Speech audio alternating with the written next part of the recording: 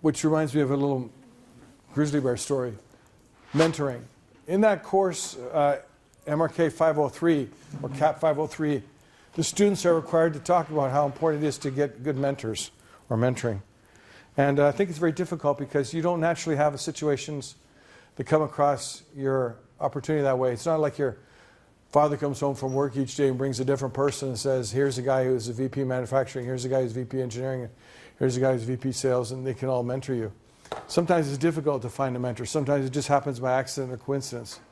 The way that I got General Ramsey Withers as a mentor was my father was a classmate of him at RMC. They both went to military college together. And so I had a chance to meet him from 20 years ago. And that was how I was able to do this particular job. But what you can do is put yourself in a position where the meeting of a mentor is more likely than not. And a good example of that is industry associations, which I spoke about in Steve's class just about an hour ago or so.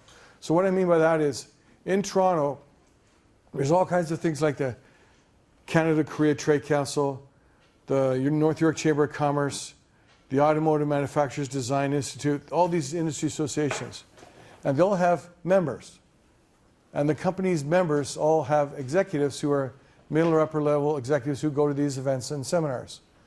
And students can go also, and they could sit on the card table up front, checking names off a list as people walked in, and that's how you can network with people and end up having an opportunity to meet people who would be mentors. And the other thing, too, to keep in mind is, don't be too shy about it, because it's very flattering when someone says something like that to you. You know, I was very interested in what you said, such and such, say, is it possible for us to meet and talk to you about such and such, whatever it is. And you'll find more people will say, good mentors will say yes, and they'll do it. Bad mentors will just spend the whole time bragging about themselves. So you just avoid them, right? You don't want to listen to somebody just bragging about themselves. So they almost disqualify themselves by virtue of their own personality. You know, you want someone who's kind of quiet and shy, but will still help you and give you some good ideas, because they know what it's like to be someone that didn't have a mentor or looking for a mentor, right?